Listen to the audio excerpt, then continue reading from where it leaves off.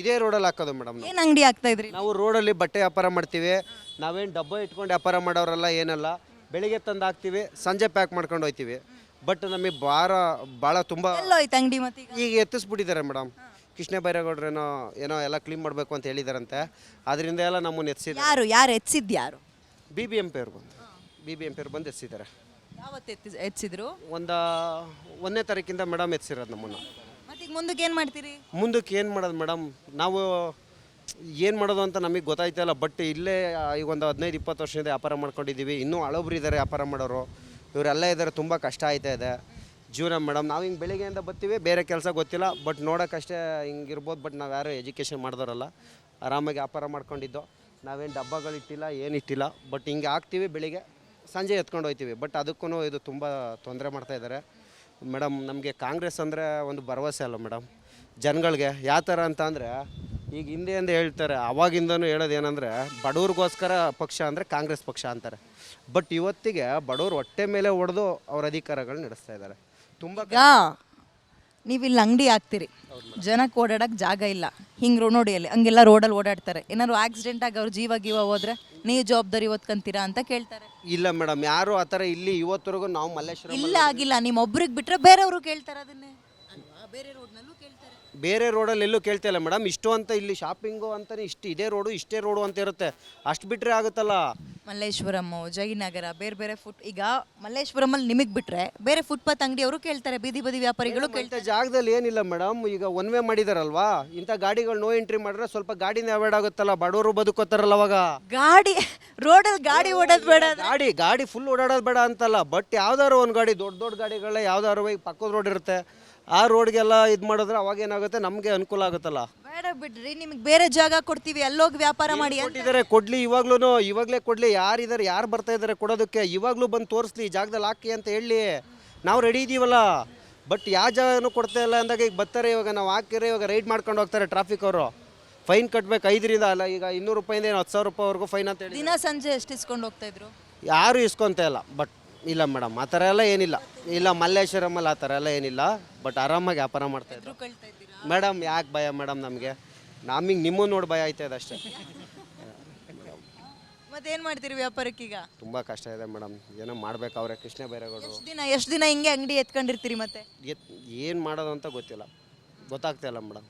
ನೀವೆಲ್ಲ ಸೇರಿ ನಮಗೇನೋ ಒಂದು ಸಹಕಾರ ಮಾಡಬೇಕು. ಅಲ್ಲ, ನಾವು ಸೇರಿ ಇಲ್ಲಿ ಏನಿದೆ ಪರಿಸ್ಥಿತಿ ಅಂತ ಹೇಳ್ಬೋದು. ಏನು ಬೇಕು ಅಂತ ನೀವೇ ಕೇಳಬೇಕು. ನಾವು ಕೇಳ್ತಾ ಇದೀವಲ್ಲ ಸರ್, ದಯವಿಟ್ಟು ನಿಮ್ಮ ಕೈ ಮುಗಿತೀವಿ ಸರ್. ಕೃಷ್ಣ ಬೈರೇಗೌಡರ ದೊಡ್ಡದು ಫುಟ್ಪಾತ್ ಇದೆ ನೋಡಿ, ಇಷ್ಟು ದೊಡ್ಡದಾಗಿದೆ ಅಲ್ವ, ಸ್ವಲ್ಪ ಇಲ್ಲಿವರೆಗೂ ಹಾಕ್ಬಿಟ್ರೆ ಸಾಕು ಮೇಡಮ್. ನಮಗೆ ಒಂದು ಮಾರ್ಕ್ ಹಾಕ್ಬಿಟ್ಟು ಇಷ್ಟಾರು ಹಾಕ್ಬಿಟ್ರೆ ಹೆಂಗೆ ಜೀವನ ಮಾಡ್ಬೋದಲ್ಲ ಮೇಡಮ್. ಈಗ ಆಯಿತು, ನಾನೇ ಹೇಳ್ತೀನಿ ಕೇಳಿ. ಇಷ್ಟಕ್ಕೆ ಅಂಗಡಿ ಹಾಕ್ಕೊಳ್ತೀರಾ ನೀವು? ಹೌದು. ಜನ ಬಂದು ವ್ಯಾಪಾರಕ್ಕೆ ಇಷ್ಟು ನಿಂತ್ಕೊಳ್ತಾರೆ, ಓಡಾಡೋರು ಎಲ್ಲಿ ಹೋಗ್ತಾರೆ? ಹಂಗೆ ಹೋಗ್ತಾರೆ, ತಪ್ಪಲ್ವಾ? ಫುಟ್ಪಾತ್ ಚಿಕ್ತು ಮೇಡಮ್. ಫುಟ್ಪಾತ್ ಏನು ಹೇಳಿ? ನಡೆಯೋರಿಗೆ ಜಾಗ, ಪಾದಚಾರಿಗಳಿಗೆ ಜಾಗ. ಹೌದು ಮೇಡಮ್. ನೀವು ಬಂದು ಅದು ತಪ್ಪಲ್ವಾ ನಿಮ್ಮದು? ಹೌದು, ತಪ್ಪು ಮೇಡಮ್. ಇವತ್ತಿನ ಜೀವನದಲ್ಲಿ ನಡೆಯೋದಕ್ಕೆ ಕಷ್ಟ ಅಂತ ಅಂದರೆ, ಬಟ್ ಜೀವನ ಮಾಡೋದಕ್ಕೆ ಕಷ್ಟ ಇದೆಯಲ್ಲ, ಅದನ್ನು ಅರ್ಥ ಮಾಡ್ಕೋಬೇಕು ಅಲ್ವಾ? ಬಟ್ ಹೌದು, ನಿಜ, ನಡೆಯೋದಕ್ಕೆ ಕಷ್ಟ ಆಗ್ತಾಯಿದೆ ಜನಗಳಿಗೆ. ತುಂಬ ಜನ ಹೇಳ್ತಾರೆ. ಬಟ್ ಇಲ್ಲ, ಎಲ್ಲೋದ್ರಪ್ಪ ಪಾಪ. ಎಷ್ಟೋ ಜನ ಬಂದು ಎತ್ಕೊಂಡು ಹೋಗ್ಬೇಕಾರೆ ಎಷ್ಟೋ ಕಸ್ಟಮರ್ ಬಂದು ನಮಗೆ ಐಟಮ್ ಬಿಡಿಸ್ಕೊಟ್ಟಿರೋದಿದೆ. ಬಟ್ ಹಂಗೆ ನೆಗೆಟಿವ್ ಕಮೆಂಟ್ ಹಾಕೋರು ಇದ್ದಾರೆ. ಬಟ್ ಸೋಷಿಯಲ್ ಮೀಡಿಯಾ ಬಿಡಿ ಮೇಡಮ್, ಎಲ್ಲ ಯೂಟ್ಯೂಬರ್ ಎಲ್ಲ ಬರೀ ಲೈಕು ಕಮೆಂಟ್ಸ್ಗೋಸ್ಕರ ತುಂಬ ಬ್ಯಾಡ್ ನ್ಯೂಸು. ಬಟ್ ಕೆಲವರು ಒಳ್ಳೆಯವರು ಇದ್ದಾರೆ, ಇಲ್ಲ ಅಂತ ನಾವು ಹೇಳ್ತಿಲ್ಲ. ಬಟ್ ಈಗ ಏನಾಗಿದೆ ಅಂದರೆ, ಇವರಿಗೆ ನಡೆದಾಡೋದಕ್ಕೆ ಕಷ್ಟ ಅಂತಂದರೆ, ಬಟ್ ಕೆಲವ್ರಿಗೆ ತುಂಬ ಜನ ಅಮಾಯಕರಿದ್ದಾರೆ. ಎಷ್ಟೋ ಜನಕ್ಕೆ ತಾಯಿನೇ ಇರಲ್ಲ, ತಂದೆನೇ ಇರಲ್ಲ, ವಯಸ್ಸಾಗಿರೋರು ಇದ್ದಾರೆ. ಅವ್ರಿಗೆ ಜೀವನ ಮಾಡೋದಕ್ಕೆ ಕಷ್ಟ ಅಲ್ಲ, ಅವ್ರು ಏನು ಮಾಡಬೇಕು? ಸೊ ಬೇರೆ ಕಡೆ ಜಾಗ ಕೊಟ್ಟರೆ ಹೋಗ್ತೀರಾ? ಇವಾಗ್ಲೂ ರೆಡಿ ಅಲ್ಲ ನಾವು. ಕೆಲವರು ಇಬ್ರು ಹ್ಞೂ ಅಂತೀರಿ 10 ಜನರಲ್ಲಿ, 8 ಜನ ಬೇಡ ನಮಗೆ ಇಲ್ಲೇ ಜನ ಬರೋದು, ಅಲ್ಲೆಲ್ಲ ಜನ ಬರಲ್ಲ ಅಂತಾರೆ. ನಿಮ್ಮಲ್ಲೇ ಗುಂಪಿಲ್ಲ, ಒಗ್ಗಟ್ಟಿಲ್ಲ ಮೇಡಮ್. ಯಾವುದೇ ಕಾರಣಕ್ಕೂ ಆ ಥರ ಎಲ್ಲ ಇಲ್ಲ. ಯಾರಿಗೆ ಮಾಡೋಕ್ಕೆ ತಾಕತ್ತಿದೆಯೋ ಅವ್ರು ಬರಲಿ, ಅವ್ರು ಮಾಡಿಕೊಡ್ಲಿ, ಅವ್ರು ಮಾಡ್ತಾರೆ. ಬೇಡದಿದ್ದವ್ರು ಬೇಡ.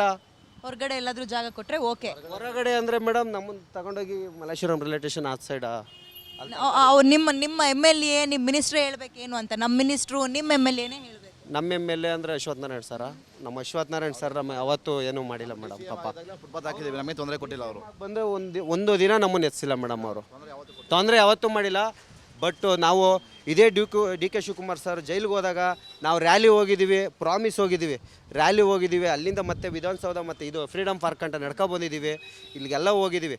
ಬಟ್ ಇವತ್ತು ಅದೇ ಬಡವ್ರ ಮೇಲೆ ಅಧಿಕಾರ ನೀವು ಅವರಿಗೆಲ್ಲ ಸಪೋರ್ಟ್ ಮಾಡಿದ್ರು ಅಂತ ರೂಲ್ಸ್ ಬ್ರೇಕ್ ಮಾಡಕ್ ಬಿಡಕ್ಕಾಗಲ್ಲ.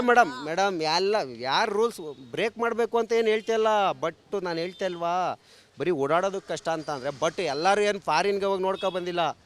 ಬಟ್ ಎಲ್ಲ ಕೆಲವ್ರು ಹೋಗಿ ನೋಡ್ಕೊ ಬಂದಿದ್ದಾರೆ. ಬರೀ ಅದೇ ಸಿಸ್ಟಮ್ ಬೇಕು ಅಂದ್ರೆ ಇದು ಇಂಡಿಯಾ ಮೇಡಮ್. ಇದು ಫಸ್ಟು ಬಡಸ್ತಾನ, ತುಂಬ ಬಡಸ್ತಾನ ಇದೆ ಇಲ್ಲಿ, ಆಯಿತಾ.